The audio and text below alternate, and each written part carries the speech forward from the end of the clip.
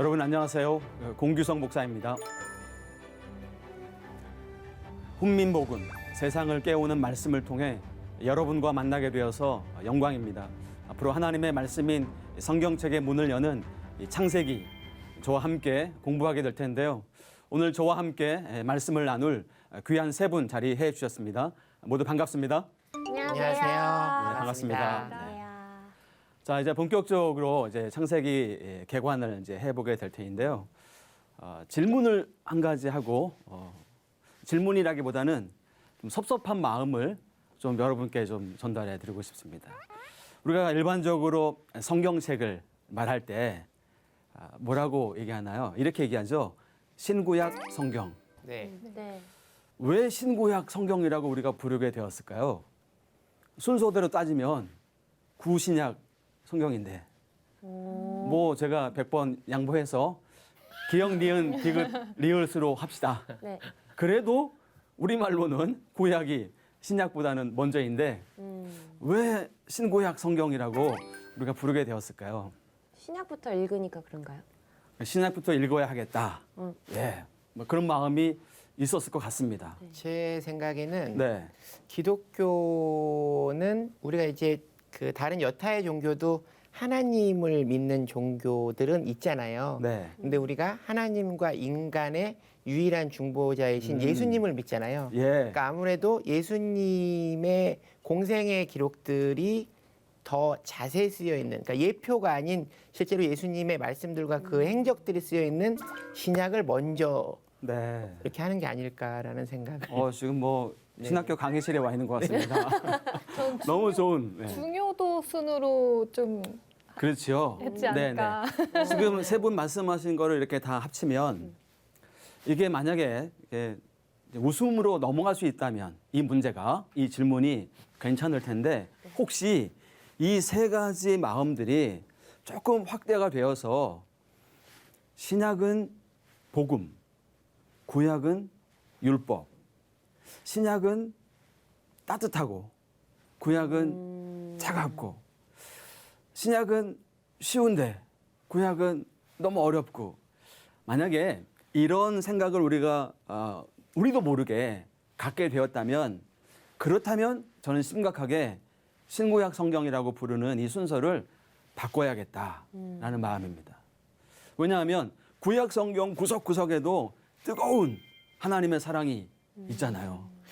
구약에도 복음이 있잖아요. 근데 저기 서운해하실 필요가 없는 게 네. 우리가 이제 성경 1독을 시작하면 네. 무조건 창세기부터 시작합니다. 그렇죠. 맞습니다. 그래서 출애굽기나 민수기에서 포기를 하거든요. 네, 맞습니다. 무조건. 우리는 약이 두 개예요. 네. 그죠? 아, 네. 구약도 있고 신약도 있습니다. 이게 언약이라는 거잖아요. 하나가 있으면 구약, 신약 이렇게 안 불렀겠죠. 그냥 언약책 했겠죠. 그래서 유대인들은 신약이 없으니까 그냥 언약책이라고 부릅니다. 구약 성경을. 그렇다면 우리가 구와 신, old and new가 이게 떨어지면 안 되잖아요. 하나가 없으면 다른 하나가 존재하지 않는 겁니다. 두 개가 반드시 있어야 하고 구약과 신약이 이 흐름과 방향성이 우리 가운데 있어야겠다. 구약이 신약을 바라보고 있고 또 신약은 구약을 되돌아보고 있다. 이 방향성을 가지고 우리가 창세기를 읽으려고 합니다. 왜냐하면 창세기가 이런 순서상 맨 앞에 있는 책이기 때문에 자, 우리 창세기 마칠 때쯤 되면 우리 세 형제 자매들께서는 구신약 성경 처음에는 좀 이상한데요. 자주 쓰다 보면 편하게 됩니다. 구신약 성경으로도 우리가 읽을 수 있기를 바라봅니다. 네. 자, 그래서 성경 전체를 창세기의 관점으로 읽어야겠다. 그게 창세기가 맨 앞에 나와 있는 이유이겠다라는 생각입니다. 여러분, 창세기는 지구가 언제 시작됐는지, 인류의 기원이 어떻게 되는지에 대한 과학책이 아닙니다. 실제 있었던 역사적인 사실을, 팩트를 전달하는 역사 보고서도 아닙니다.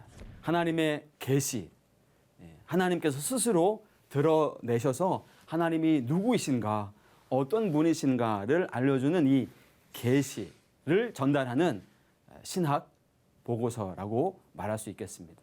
그런 마음으로 창세기를 좀 읽으면 네. 좋겠다는 생각이 들고요.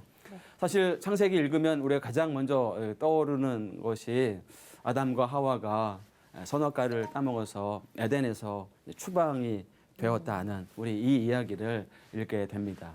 늘 하나님을 그리워하게 되고 늘 이제 우리 가운데 갈망들을 갖게 됩니다.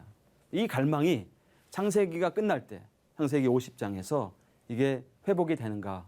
그렇지 않죠. 기다리는 사람들, 약속이 이루어질 것을 기다리는 사람들로 남게 되죠. 성경 전체가 끝나는 때는 어떻습니까? 요한계시록 끝에 가서도 역시 우리는 기다리는 사람들로 남아 있습니다. 우리의 본국은 여기가 아니죠. 우리의 고향은 하나님이 계시는 천국인데 그 천국으로 우리가 돌아갈 것을, 그 천국이 온전히 우리 가운데 이루어질 것을 하나님이 약속해 주셨고 우리는 약속을 지금도 기다리는 그런 사람들입니다. 그렇게 본다면 우리가 이 창세기 안에서 낙원을 잃어버린 사람들이 어떻게 이곳에서 살아가게 되는가를 우리가 함께 생각해 보게 됩니다. 자, 먼저 이름을 좀 얘기하면 좋겠습니다. 창세기, 세상을 만드신, 창조하신 하나님의 이야기, 이렇게 해석할 수 있을 것 같습니다. 영어 성경은 제네시스라고 부르죠. 네. 창세기가 이제 당연히 구약 성경이니까 히브리어로 기록이 되어 있겠죠. 히브리 사람들의 관습은요, 어떤 책의 제목을 첫 번째 글자로 통상 이렇게 부릅니다. 성경도 마찬가지. 그래서 베레시트라는 처음에, 시작에 이런 뜻을 갖고 있는 베레시트라고 제목을 그렇게 그냥 붙여 놓았습니다.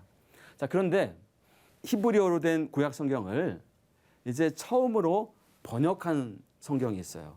지금은 모든 나라 말로 다 번역이 됐겠지만 첫 번역은 헬라어로 번역한 책입니다. 이걸 70인역이라고 부르는데요. 70명의 학자들이 모여서 번역을 했다. 사실 정확히 70명인지 며칠이었는지 이런 여러 가지 이제 질문들이 있지만 아무튼 이 70인역이라고 하는 성경이 기원전 3세기 경에 이집트의 알렉산드리아 지역을 중심으로 해서 히브리어 성경을 헬라어로 당시에 고대 근동의 헬라 문화의 일반적인 언어였던 헬라어로 번역을 하게 됩니다. 이 번역을 할 때 창세기의 제목을 히브리어 성경은 첫 글자 베레시트로 했는데 이 헬라어 70인역 번역 성경은 게네시스라고 번역을 했어요. 이 게네시스는 히브리어의 한 단어를 헬라어로 번역한 것인데요. 그게 뭐였냐면 톨레돗이라는 히브리어를 번역한 게 게네시스라는 헬라어입니다. 톨레돗, 계보, 족보, 세대, 이런 뜻을 갖고 있는 단어인데요. 이 단어가 창세기에 반복해서 등장합니다. 정확하게는 11번인데요. 한 번은 같은 용도로 쓰여졌기 때문에 10번이라고 우리가 통상 구분하게 되는데 창세기에 족보라고 하는 톨레돗이라고 하는 이 단어가 10번 나누어서 등장하는 걸 보고 이걸 번역할 때 사실 번역은 우리 해석이 들어가게 되잖아요. 번역을 할 때 창세기에는 이 톨레돗이라는 단어가 너무나 중요하다. 사실은 톨레돗을 중심으로 해서 창세기를 읽어도 좋겠다라는 아마 그런 해석이 있었는지 헬라어 번역 성경에는 이것을 게네시스, 톨레돗을 번역한 이렇게 제목을 지어놨습니다. 자, 이 부분을 이제 우리가 앞으로 창세기를 읽어가면서 그게 어떤 용도로 쓰였는지 함께 생각해 보게 될 터인데요. 톨레돗은 그 다음에 족보를 이끌 때 누구누구의 족보가 누구누구의 톨레돗이 이러합니다 하고 족보가 나오고 이런 경우가 있고요. 누구누구의 계보가 이러합니다라고 하면서 큰 이야기를 이끌 때도 이 톨레돗이라는 단어가 사용이 되어져요. 그래서 창세기에는 이 10개의 톨레돗이 5번은 실제 족보들을 이끌고 5번은 커다란 이야기, 예를 들면 아브라함의 이야기, 야곱의 이야기, 요셉의 이야기, 큰 이야기들을 이끌 때 이 톨레돗이라는 단어가 5번 교차적으로 이렇게 사용이 되고 있습니다. 그렇게 해서 이제 단락을 나누면 창세기를 읽는데 훨씬 더 도움이 되리라는 생각을 갖게 됩니다. 자, 이제 이런 생각을 가지고 창세기 1장 1절을 우리 한번 생각해 보았으면 좋겠어요. 태초에 하나님이 천지를 창조하시니라. 여러분 이게 창세기의 첫 번째 문장이죠. 네. 구약 성경의 첫 번째 문장이죠. 성경의 첫 번째 문장이죠. 태초에 하나님이 천지를, 하늘과 땅을 창조하셨습니다. 여러분 우리가 이 문장을 읽을 때 밋밋하게 들으면 안 될 것 같아요. 사실 이 문장은 정말 격정, 이 감동을 담은 선언, 고백인 것이죠. 태초에 하나님이 천지를 창조하셨습니다. 이런 어떤 그런 격정을 좀 우리가 느낄 수 있어야 되겠다라는 생각이 듭니다. 수많은 문장들 가운데 이 문장이 창세기에 선언적으로 나오고 있다는 사실이죠. 사실 이 땅에 존재하는 모든 것들이 다 하나님의 창조, 하나님의 만드심에 의존되어 있다라는 그런 사실에 대한 위대한 선언인 것입니다. 여러분 하나님이 창조하신 세상은 창세기 1장에 보니까 모든 게 다 좋았다, 선했다라는 것입니다. 선한 창조예요. 창세기 1장에 이렇게 반복적으로 나오는 단어 중에 하나가 히브리어로 토부입니다. 좋다, 선하다라는 말인데요. 좋은 세상, 사실은 온전한 질서가 있습니다. 여러분 우리가 창세기 1장 6일 동안 창조하시고 7일째는 하나님이 이제 멈추시고 이제 쉼을 얻으셨죠. 네. 이 6일 동안의 창조는요, 아주 그 정교하게 이렇게 아무렇게나 이렇게 하나님 창조하시는 게 아니라 구조가 있어요. 첫째 날에 빛, 둘째 날에 궁창과 바다, 셋째 날에 물과 채소와 과목, 그리고 여기 넷째 날에는 첫째 날에 만드신 이 빛과 함께 해와 달과 별, 둘째 날에 궁창과 바다를 만드시고 거기에 들어갈 새와 물고기를, 셋째 날에 물, 채소, 과목을 만드시고 짐승과 동물들과 사람을 하나님이 만드십니다. 자, 그러니까 이 첫 3일 동안에는 이렇게 가르고 이렇게 모으고 하는 작업들을 하시고 여기 네 번째, 다섯 번째, 여섯 번째 날에는 만들고 채우고 하는 일들을 하시는다는 것이죠. 그러니까 6일의 창조가 사실은 완전하고 온전한 하나님의 창조였다라는 사실입니다. 하나님 창조의 절정은 역시 저와 여러분들 사람이죠. 첫 번째 인류죠. 모든 피조물들 가운데 사람만이 하나님의 모습으로, 하나님의 모양대로, 하나님의 형상대로 지음을 받았다는 것입니다. 여러분 하나님의 형상대로 지음을 받았다는 것은 무슨 것을 의미할까요? 여러 가지 의미들이 있겠지만 무엇보다도 이 세상을 다스리고 살라라는 하나님의 명령이 담겨져 있는 것입니다. 생육하고 번성하고 땅에 충만하여서 이 땅을 잘 관리하고 다스리라. 사실 이것은 무슨 명령이라기보다는 축복의 말씀인 것이죠. 하나님의 축복 아래서 순종적으로 살아갈 것을 말씀하고 있는 것입니다. 하나님이 베푸신 은혜와 축복이 너무나도 고마워서 순종하게 되는 하나님의 사랑이라는 의미인 것이죠. 하늘과 땅을 지으신 하나님의 창조의 사역, 6일 동안 온전한 선한 좋은 창조를 이루시고 7일째에는 안식하셨습니다. 안식이라는 말은 그냥 아무 일 하지 않고 그냥 쉰다는 의미보다는 멈추었다, 이런 의미가 더 강한 것입니다. 하나님께서 7일째 안식하셨죠. 이러한 그 창조의 원리, 창조의 흐름을 우리들도 따라가는 삶을 지금도 역시 우리가 살아가야 한다는 그런 생각을 갖게 됩니다. 하나님의 안식에 참여할 자가 누구겠습니까? 그분의 이 창조의 리듬, 하나님은 창조의 리듬을 갖고 계신데요. 그걸 잘 탈 줄 아는 그런 사람들이 우리가 되어야 되겠다라는 생각이 듭니다. 여러분 아마 지금 오늘 이 강의에 참여하기 위해서 오시면서 창세기를 공부한다고 하니까 뭐 질문들이 엄청나게 많으실 것 같아요. 사실 뭐 66권 중에 어느 책보다 질문들이 굉장히 많은 이제 책이 바로 이 창세기인데요. 제가 나중에 듣기 전에 먼저 제가 한번 질문하고 싶은 것은 창세기 1장은 특히 여기에 우리가 질문이 참 많은데요. 창세기 1장은 어떤 언어로 사용이 되었을까요? 라는 겁니다. 예를 들어서 제가 이제 신혼부부였다고 생각하십시다, 지금. 근데 회사 때문에 주말 부부를 해야 했어요. 그래서 제가 아내에게 가끔 보낸 편지, 너무나 보고 싶은 사랑의 편지들, 막 눈물이 막 흘러가지고 막 번진 이 편지들을 보냈다고 합시다. 제 아내가 제 편지들을 다 차곡차곡 쌓아서 함에다가 이렇게 넣었어요. 그런데 저희 살고 있던 집에 가상이니까 지진이 났다고 합시다. 사람은 한 사람도 다치지 않았어요. 저희 상상이니까. 네. 그런데 이제 집들만 다 땅속으로 들어갔다고 해요. 2000년이 지났다고 합시다. 2000년 후에 인류가 여기에 옛날에 사람들이 많이 살았는데 지진이 일어나서 땅속에 건물들이 많이 묻혔대. 발굴을 했는데 뭐 온갖 것들이 다 나타난 거죠. 그런데 어느 지역을 땅을 파는데 이만한 상자가 나타난 거예요. 남편이 아내에게 보낸 편지가 있는데 이 편지를 읽다가 사람들이 깜짝 놀란 거예요. 이런 구절이 있었어요.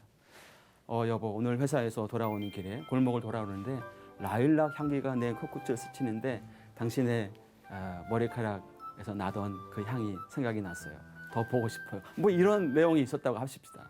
근데 이 문구를 읽고 2000년 후에 인류가 2000년 전에 생활 방식이 어떠했길래 머리에서 라일락 향기가 날 수 있단 말이냐. 자, 저의 이 연애 편지를 읽고 과학적인 사실을 밝혀내기 위해서 제 연애 편지를 읽으면 안 되는 거죠. 저는 제 아내에게 제 사랑을 고백하기 위해서 표현한 그런 글들이라 이 말이죠. 네. 창세기 1장도 마찬가지입니다. 창세기 1장 역시도 과학적인 사실 혹은 인류가 어떻게 해서 기원하게 되었는지에 관한 이런 과학적이고 역사적인 사실, 팩트, 있는 그대로의 사실을 우리에게 전달해 주기 위한 문서가 아니라 창세기 1장은 선언하고 선포하고 고백하기 위해서 쓰여진 책이다. 사실은 성경 전체가 그러하죠. 성경의 모든 책들이 하나님이 어떤 분이신가를 선언하는 책, 하나님이 어떤 분이신가를 고백하는 그런 하나님의 말씀이다. 이렇게 창세기 1장도 창세기도 읽어야겠다라는 생각이 듭니다. 두 가지만 창세기 1장을 우리가 생각하면 좋겠어요. 하나는 경배하지 말아라. 하나님 이외에 어떤 피조물도 경배의 대상이 될 수가 없다. 두 번째는 두려워하지 말아라.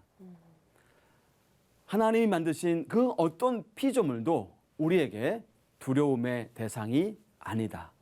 왜냐하면 우리에게는 하나님이 계시니까. 사실 창세기가 쓰여졌을 때 또 우리 시대도 마찬가지죠.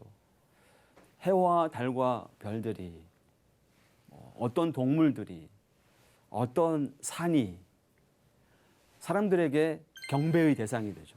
숭배의 대상이 됩니다. 사람들은 그것을 믿고 의지하고 싶어 합니다. 그러나 창세기 1장은 단호하게 선언하고 있는 것이죠.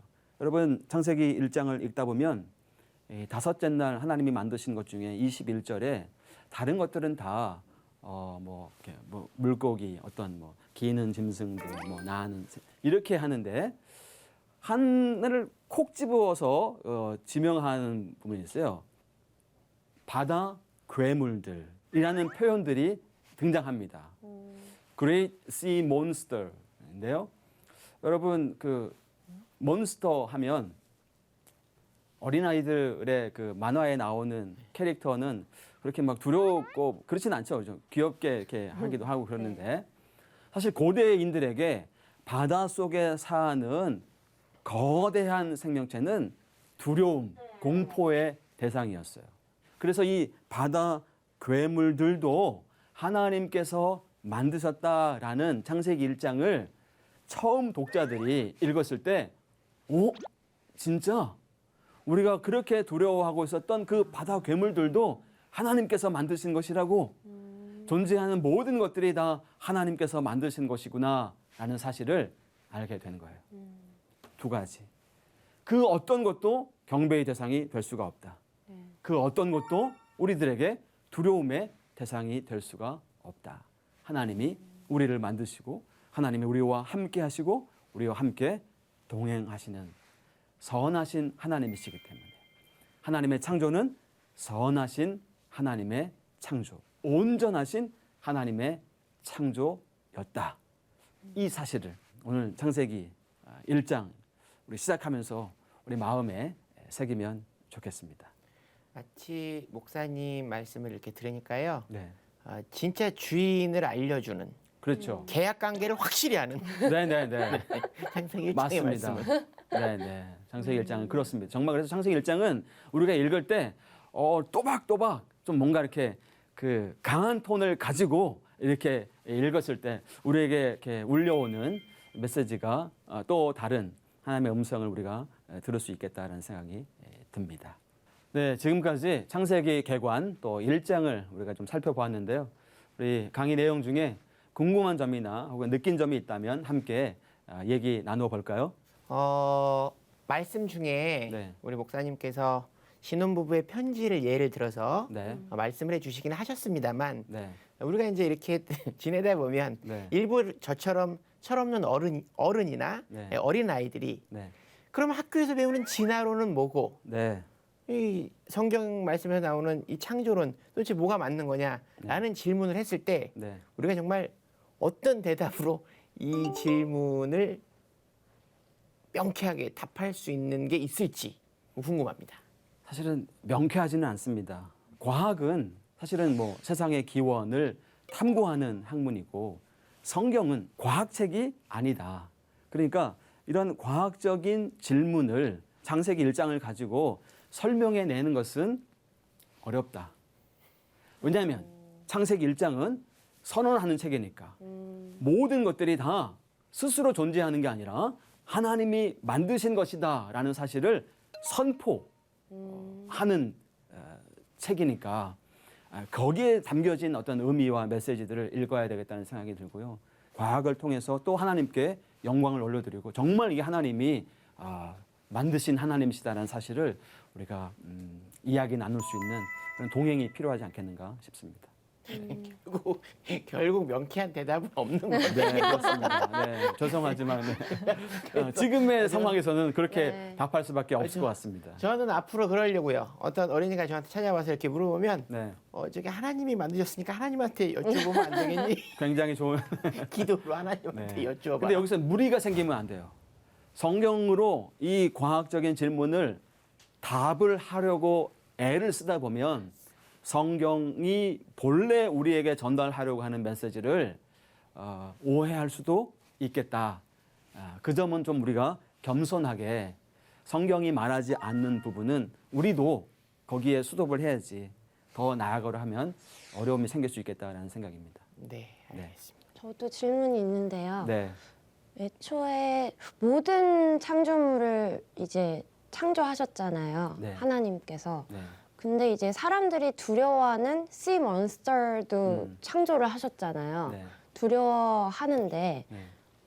그러면 왜 두려운 그 크리에이처를 음. 왜 창조를 하시는 걸까요? 사람들이 두려워할 거를 네. 안다면. 처음에는 네. 두려움의 대상이 아니었죠. 창조된 모든 것들이 네. 사람에게 두려움의 대상이 아니었죠. 근데 범죄하고 난 다음에 그 다음에 두려움의 대상이 생기고 경배의 대상들이 생기는 겁니다. 네네네네네. 근데 이거를 다시 창세기 1장은 그렇게 하면 안 된다라고 선언하고 선포하고 있는 것이죠. 오늘 사실 뭐 창세기 1장 요 30분 1시간에 다룬다는 건 참 너무나 무리인 것 같고요. 창세기가 이제까지 우리가 읽어왔던 조금 다른 방식으로 읽어가는 그런 새로운 길이 되었으면 좋겠다라는 생각이 듭니다. 앞으로 저와 함께할 이 창세기 강해를 통해서 하나님을 한 걸음 더 깊이 알고 또 믿고 또 그 말씀을 받아들이고 순종하는 우리의 삶이 되기를 바랍니다. 오늘 함께해 주신 여러분 고맙습니다. 감사합니다. 감사합니다. 감사합니다.